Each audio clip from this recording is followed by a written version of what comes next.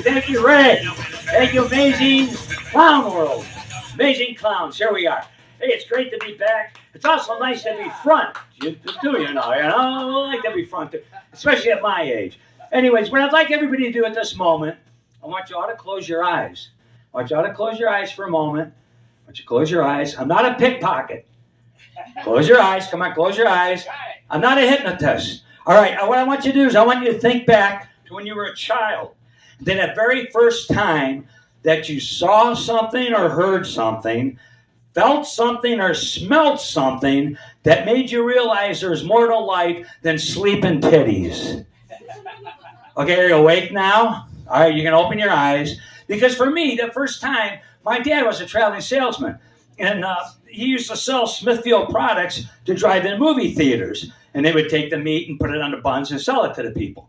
So anyways, they're driving into a drive-in movie theater. I'm a little baby in my mom's arms. And when he pulled in, I saw that big bright light of the screen. And it was like, wow, that was my wake-up moment that there's more to life than just sleeping titties. And actually, I found out later it made sense because I was conceived at a drive-in. You know, well, back in the 50s, they had big seats in the back, you know. I mean, that's the way it was, you know. So anyways, my parents, they, you know, you're born as a comic or a comic's made. I'm not quite sure myself, but my parents told me as a toddler, every time they'd open up the refrigerator door, the light would come on, I'd do a couple of minutes. Usually with stuff like, hey, boo-boo, yeah, was a pick in the basket, I don't see it, you know. So then as time went on, I noticed that when people would laugh, you get a little attention. I guess that's why we're here, you know. And the parents are driving down the driveway, they're backing up, I'm in the back seat, and I said, Mom and Dad, if man's best friend is dog, what is woman's best friend? The dog's wallet? Oh. I don't know. And he started laughing. He turned around and looked at me, and I thought, yeah, I'm on to something. And that carried on into life as time goes on. You get into high school, and now we go into class, and then you go into the lunchroom. We got our dinner, and we take our plates over there. We're getting ready to sit at the dinner table. And the lunchroom lady, you know how they are. This is an old broad. She finally got a job somewhere, and she got to scream at all the kids. So we go to sit down, and she goes, there's dirty dishes there. Get them out of here. We go, hey, we didn't do it. That's not our stuff. She goes, I don't care. I want to see it disappear. Oh, you want to see it disappear, do you? Poof! Well, the shit didn't disappear, but right away, to the office. Go to the office. So I go to the office, and our vice principal of the guys, he was a big guy that worked the docks. And I got to tell you something. He talked just like Liberace. How many of you remember Liberace? Yeah. All right, you remember his voice? Now, this guy's this big, and he's, when I finally stood, this place report to the principal's office. So I walk up behind this guy, and he turns around shocked. He goes, where'd you come from? I said, I was in the lunchroom. I heard puff. Next thing I know, I'm here. So he goes, all right, we got a problem with you. I can see this right away. So then what happened was I go on to college.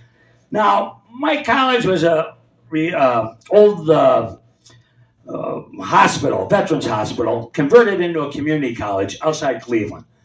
So now, my fraternity brothers were all returned Vietnam vets. So for homecoming, most schools that have a band, we didn't have a band, we had George Carlin.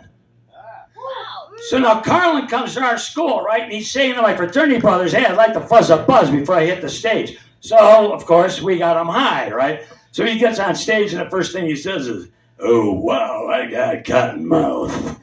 So now, we fuzzed them up, but my fraternity brothers were the craziest people in the world, and it was so much fun. And for Hell Night, I don't know if any of you guys joined a fraternity or sorority or anything like that. These guys were crazy, and there was snow outside. It was cold. They covered us with molasses. We're down to our underwear, and then they throw flour all over us. They make us run through the snow. They jump from behind a tree and go, brrr. We had to play Vietnam and drop dead during the snow. So anyways, I don't know where I'm going with this. It was just crazy shit that we lived with. But it made me the man I am today, damn it. I'm happy for that. So I got to Las Vegas in 1973, and I was about 19 years old, and it was pretty neat because George Carlin come to town. And my buddy said, we're going to go see Carlin. I said, oh, man, my cousin told me if I ever hear about Carlin, get a hold of him because we fuzzed him out at community college. And they go, bullshit, there's the phone, pick it up. So I pick up the phone, I call the Aladdin Hotel, and next thing I know, George Carlin's on the phone talking to me. He goes, who the hell are you, kid? I go, well, Cousin Bobby said, get a hold of you. So he goes, come to the show, sit backstage. So we go walking in the Aladdin Hotel. All my friends are sitting in the back. They're going, oh, you son of a bitch, it worked. They're all flipping me off. I'm sitting in the front row. Hey, got up here. But after the show, I got to meet Carlin. I'm backstage with them. And George says to me, he goes, hey, kids, what are you doing? I go, I want to do what you do. I was a class clown. He goes, well, you better get on stage and go for it. Because the first time I got on stage, they offered me $300 to do an album. Now, I don't know what the year this was for Carlin, but it had to be in the 60s. And it was like, wow, man, the first time you ever get off stage, somebody offers you anything, you know, is a heck of a thing, you know, right away. So what I did was I was fortunate enough to go see Freddie Prinze.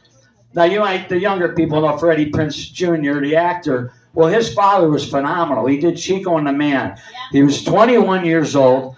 It was an amazing show. I got to see him open for Shirley MacLaine at Caesar's Palace for New Year's Eve, 1973. And he was awesome. He was amazing. I really enjoyed it. He was 21. I was 21. And 3 months later, he was dead. Now I'm working at Sands Hotel. I'm 38 years old. I meet Sam Kinison. He's 38. I go, Sam, we got some mutual friends. He goes, who? I go, Larry Scarano. He goes, how the hell do you know Larry Scarano? We were doing Mexican restaurants for $30 a night in L.A. I go, Sam, that's why he left me. I could only get him 20. So now he laughs. He goes, who else you know? I go, Mickey Gissalke. He goes, how the hell do you know Michael Gissalke? He's one of the original outlaws of comedy. I said, well, I went to high school with him. I was class clown of 72. He was class clown of 73. Sam goes, all right, see you later. And he takes off, right? Well, 3 months later, Sam's dead. Oh, shit. Yeah, I know. What kind of luck did I get? If you're a 72-year-old comic, do not talk to me. Stay the frick away from me. I'm telling you right now. Because Dan Aykroyd's 72. I'm 72. I called him. I said, Dan, I want to talk to Dan. These guys are going, hey, it's Oscar on the phone. He goes, oh.